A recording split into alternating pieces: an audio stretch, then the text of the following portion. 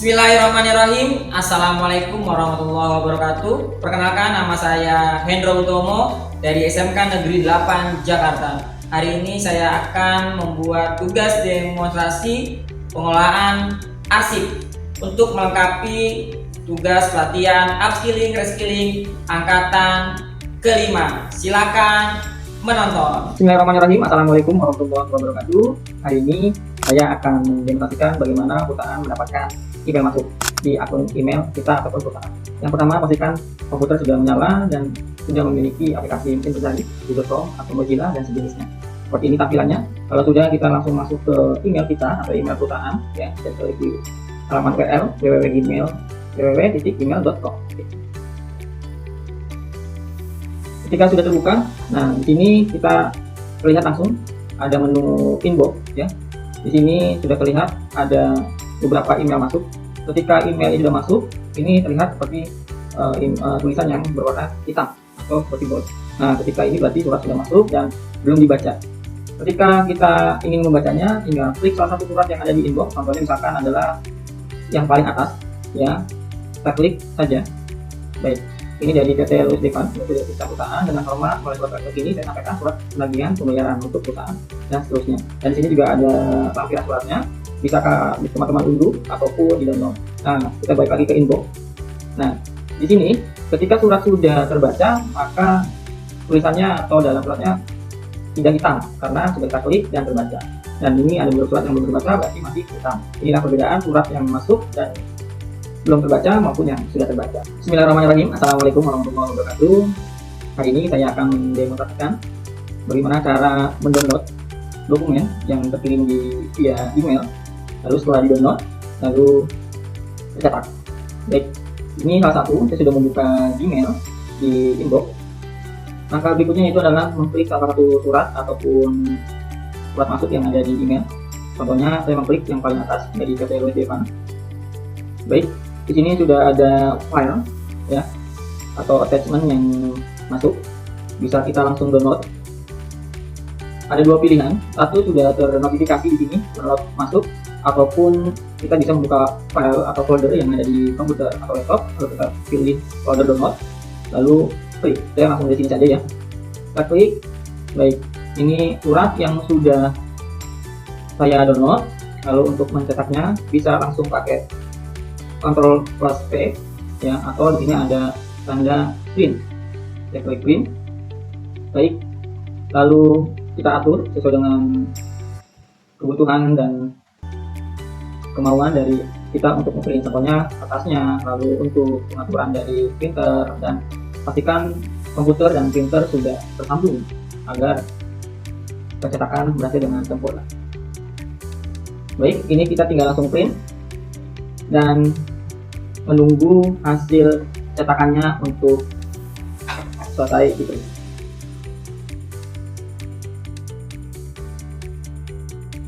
Assalamualaikum warahmatullahi wabarakatuh. Hari ini saya akan mendemonstrasikan bagaimana cara mengirim surat melalui via email.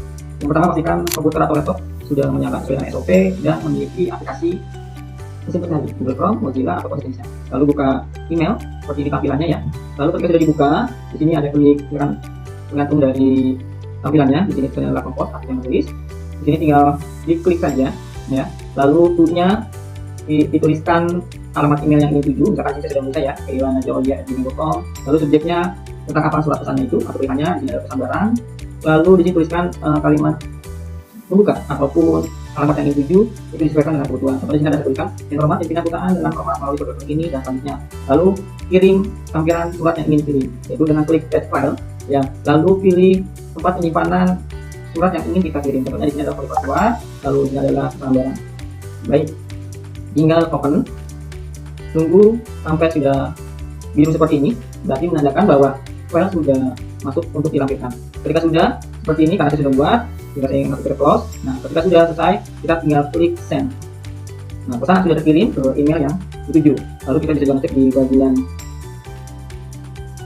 pesan terkirim, send di sini, ya. Itu oke lah, kita bisa lihat notifikasi di sini, ya, sudah masuk ke email yang dituju. Hari ini saya akan mendemonstrasikan bagaimana cara print surat keluar. Yang pertama, buka folder atau file yang ingin kita nanti cetak. Misalkan ini foldernya sudah terbuka, itu folder surat keluar. Di sini ada 2 surat. Saya memilih surat ini. Lalu diklik 2 kali atau buka. Klik, ini adalah surat keluar. Untuk cara ngeprintnya biasa, kita ada 2 pilihan. Bisa klik Ctrl plus P atau di sini ada tanda print. Kita klik saja. Baik, sebelum print pastikan surat sudah benar dan sesuai dengan yang kita inginkan. Lalu tinggal pengaturan dari printer yang kita ingin pakai. Pastikan komputer atau laptop sudah ready dan tersambung oleh printer. Baik, ketika sudah diatur sesuai dengan kebutuhan, lalu klik print.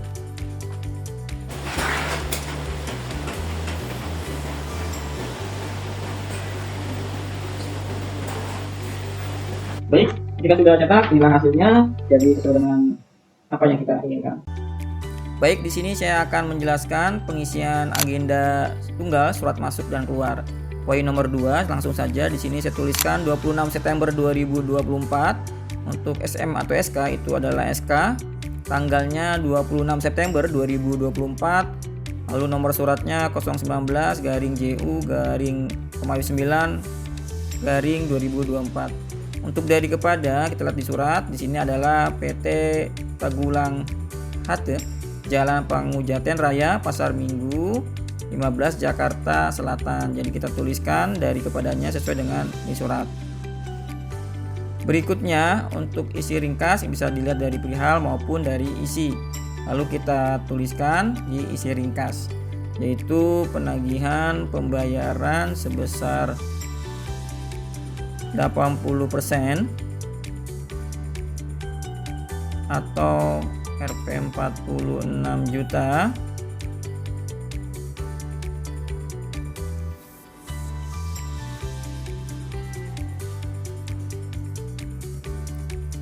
dengan pembayaran paling lambat tanggal 30 September 2024 melalui Bank BCA. Di sini kalau sudah diisi lampirannya ada tidak, kalau nggak ada strip, lalu kode arsipnya adalah penagihan karena ini adalah sistem subjek. Dan ini yang sudah saya isi semuanya. Jadi diisikan sesuai dengan yang ada di dalam surat masuk maupun surat keluar. Dan jangan lupa tanda tangan pimpinan. Baik, di sini saya akan menjelaskan cara pengisian lembar disposisi. Yang pertama ada identitas perusahaan. Lalu untuk indeks kita klik atau tulis yaitu US PT. Untuk kode di surat adalah penawaran. Lalu untuk nomor surat dituliskan sesuai dengan yang tertera di dalam nomor surat. Lalu asal surat yaitu dari PT US, tanggalnya sesuai dengan tanggal surat. Lalu isi ringkasannya diisi dengan yang tertera dalam surat.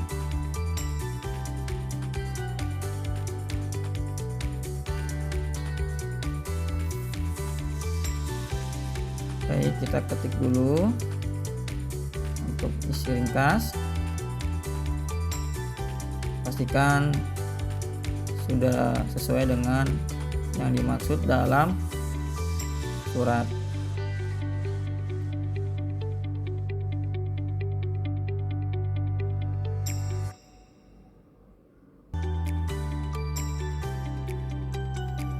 Jika isi ringkas sudah kita isi,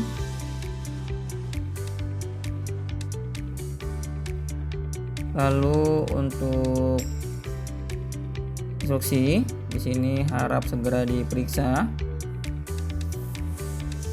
Lalu untuk diteruskan kepada yaitu divisi keuangan dan logistik sesuai dengan dari surat untuk ditindaklanjuti. Nah, untuk tanggal penyelesaiannya itu 2 hari dari tanggal surat yaitu tanggal 27 September 2024. Setelah itu kita ke bawah kepadanya unit kearsipan.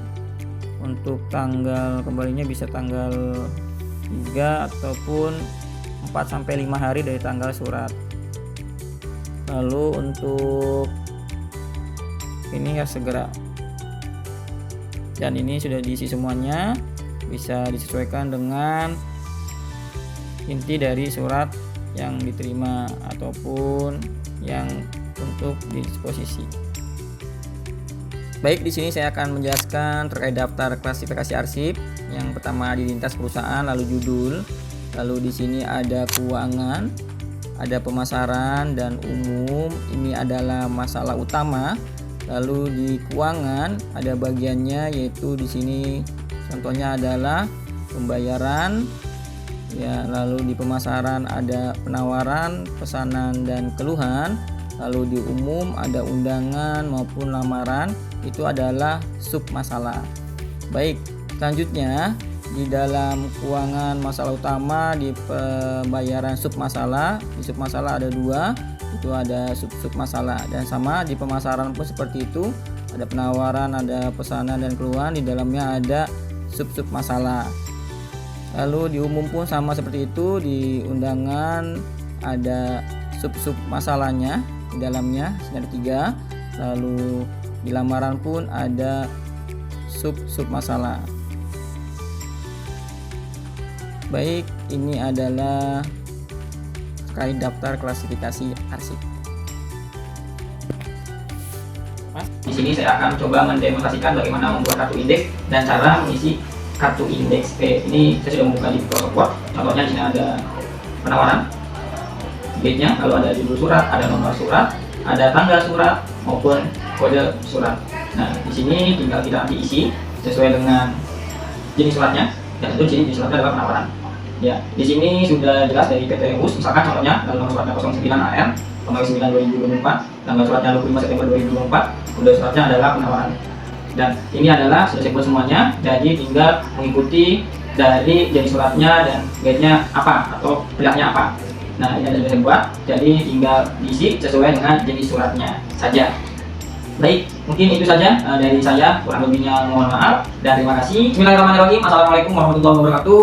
Hari ini saya akan mencoba mendemonstrasikan bagaimana pengisian format tabel daftar arsip. Di sini sudah ada contohnya di Microsoft Word. Yang pertama masih ada identitas perusahaan, lalu judul, lalu ada format daftar arsipnya sesuai dengan item. Contohnya untuk isinya, nomor arsipnya 01, kode arsipnya sesuai undangan, surat, nomornya sesuai dengan yang tertera di surat. Selanjutnya tanggal sesuaikan dengan yang tertera di surat.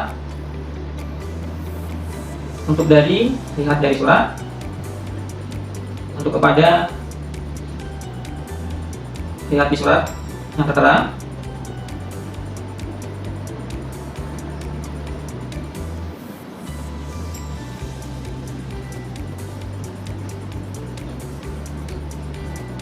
Selanjutnya isi uraian singkat, jelas dan padat sesuai dengan kebutuhan dari perusahaan ataupun instansi.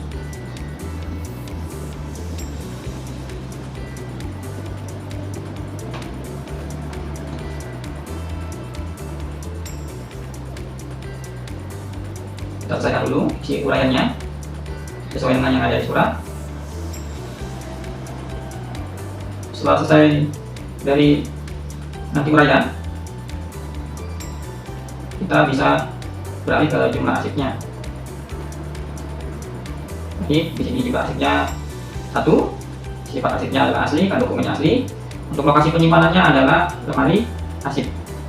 Ya, ini adalah rangkaian untuk pengisian format daftar arsip yang ada di perusahaan PT Jaya Utomo, disesuaikan dengan format dan kebutuhan dari perusahaan. Nanti tinggal dilanjutkan untuk nomor arsip yang kedua dan ketiga dan seterusnya. Mungkin ini yang saya sampaikan di demonstrasi pengisian daftar arsip. Bismillahirrahmanirrahim. Assalamualaikum warahmatullahi wabarakatuh. Hari ini saya akan mendemonstrasikan bagaimana menangani pengasipan dokumen. Contohnya, ini surat sudah diproses, tinggal kita arsipkan. Sebelum kita arsipkan, maka awal yaitu adalah memberikan kode di pojok kanan atas sesuai dengan daftar klasifikasi arsip. Di sini misalkan kodenya adalah pesanan, maka kita tulis di pojok kanan atas adalah pesanan. Baik. Setelah sudah diberikan kode, sebelum dimasukkan ke selang header, pastikan dokumen ini di evaluator agar bisa masuk ke dalam selang header. Baik, untuk menggunakan evaluator di dalam dokumen, pastikan dokumen dibagi dua seperti ini. Ya. Cukup dilepit sedikit sebelah sininya, lalu kita lepaskan dengan evaluator. Di sini evaluatornya sudah menunjukkan ada garis tengah, jadi dia sama dengan di selang header. Baik, ini sudah di evaluator. tinggal dimasukkan ke dalam SnapHacker.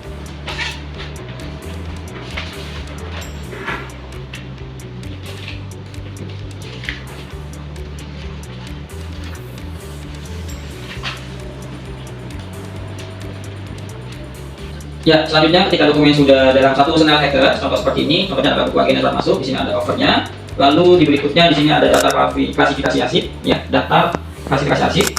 Lalu di berikutnya di sini ada buku agenda surat masuk dan surat keluar, ya. Ini contoh dalam bentuk tunggal, sudah terisi semuanya. Lalu di sini ada surat keluar, ada get terlebih dahulu, ya, get surat keluar. Lalu di sini ada subjek dari surat-surat tersebut. Contohnya di sini adalah balasan. Berarti di bawahnya ada surat yang pilihannya adalah balasan. Baik, lalu disusun sesuai dengan SOP penyimpanan arsip. Dan selanjutnya sampai di agenda surat masuk juga sama seperti itu. Jadi surat masuk ada get surat masuk, lalu ada subjeknya. Contohnya adalah konfirmasi. Di sini ada lembar disposisi dan suratnya. Dan suratnya disusun sesuai dengan SOP penyimpanan arsip yang berlaku di perusahaan.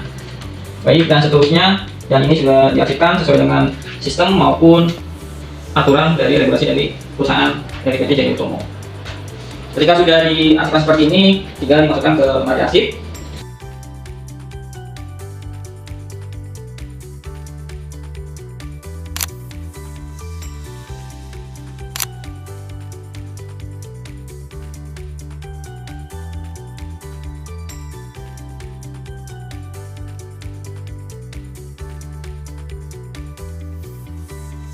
Baik, di sini saya akan menjelaskan terkait dengan penyimpanan arsip digital di komputer maupun laptop.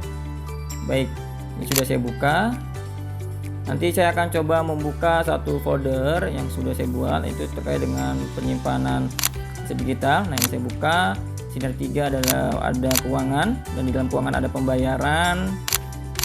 Di dalam pembayaran ada folder, ada tagihan pembayaran, dan di tagihan pembayaran di sini ada surat yang sudah kita simpan. Baik, lalu di pembayaran pun di sini ada konfirmasi pembayaran. Nanti suratnya akan disimpan di sini.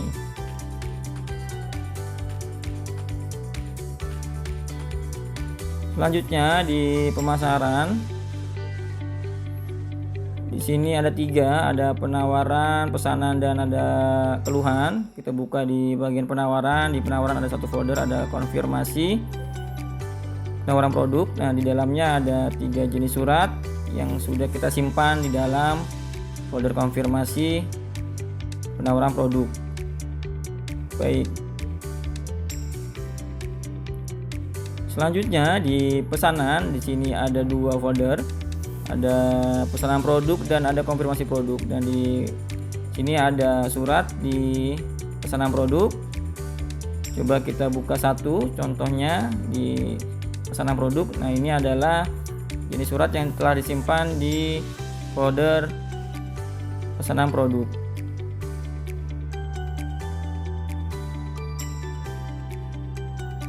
Kita close, lalu kita kembali. Lalu di sini ada konfirmasi produk. Ya, ada 3 surat di sini yang sudah kita simpan.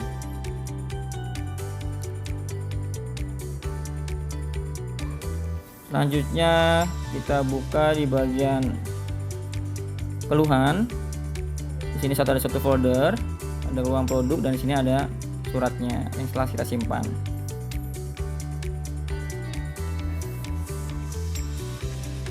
Berikutnya di bagian umum, folder umum.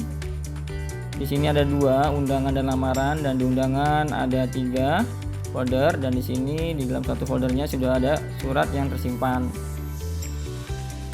Contohnya kita buka undangan seminar. Baik, ini contoh undangan seminar yang kita udah arsipkan di dalam satu folder.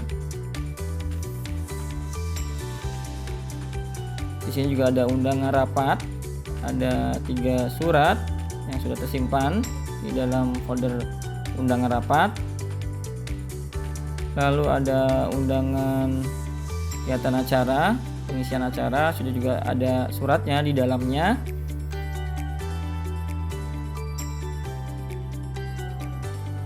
Dan di lamaran, folder lamaran juga sudah ada folder lamaran kerja, dan nanti akan disimpan di dalam folder lamaran kerja. Ini sudah ada bentuk filenya yang sudah tersimpan.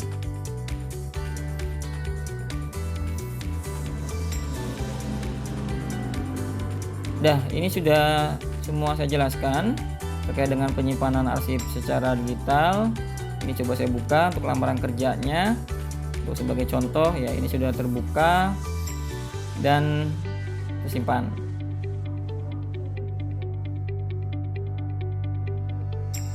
Ya, ini adalah rangkaian penyimpanan arsip secara digital di dalam satu folder dan folder lainnya sesuai dengan daftar klasifikasi arsip yang dari masalah utama, sub masalah, dan sub-sub masalah. Terima kasih. Ini saya akan menjelaskan cara pengisian daftar checklist penerapan prosedur K3 perkantoran pada penyimpanan arsip manual.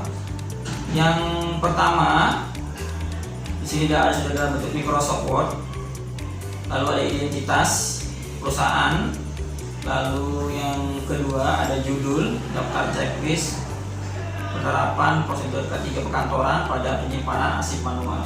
Di bawahnya sudah ada format tabel yang perlu kita checklist atau kita isi. Yang pertama, terdapat kebijakan umum K3 ruang arsip jika ada di checklist. Yang kedua, terdapat rak penyimpanan arsip yang aman jika ada di checklist. Yang keempat, koridor dan seterusnya jika ada di checklist. Yang keempat, area penyimpanan dan seterusnya jika ada di checklist. Yang kelima, tes alat bantu jika ada di checklist. Yang keenam, petugas penyimpanan arsip jika dan seterusnya jika ada di checklist. Yang ketujuh, arsip diberi label dan seterusnya jika ada di checklist. Yang kedelapan, kebijakan retensi data telat terusnya checklist dan datanya sudah melewati dan seterusnya jika ada di checklist. Yang ke-10, karyawan telah diberikan pelatihan jika ada di checklist. Baik, untuk 10 sudah ada yang formatnya, itemnya di sini lupa tanda tangan dan dari pimpinan, dan di atas adalah arsip manual, pengisian checklist manual. Baik, ini adalah, dan selanjutnya setelah dari arsip manual ada juga pengisian daftar checklist sifatnya digital. Di dalam kedua format ini ada formatnya di bawah. Baik, jadi yang pertama jika ada checklist, yang kedua itemnya juga ada checklist, yang ketiga jika ada di checklist, dan yang poin keempat jika ada di checklist. Berikutnya yang kelima jika ada di checklist, yang keenam jika ada di checklist, yang ketujuh jika ada di checklist, yang kedelapan jika ada di checklist, yang kesembilan jika ada di sini di checklist, dan yang ke-10 jika ada di checklist. Ini adalah 10 item, dan di bawahnya jangan lupa tanda tangan dan cap basah dari pimpinan. Hari ini saya akan menjelaskan cara pengisian daftar checklist penerapan prosedur keamanan untuk meminimalisir pencurian arsip digital. Berikutnya ada format tabel yang perlu diisi, ada item-itemnya. Yang pertama, terdapat kebijakan umum dan seterusnya jika ada di checklist. Yang kedua, terdapat sistem autentifikasi yang kuat jika ada di checklist. Yang ketiga, terdapat metode dan seterusnya jika ada di checklist.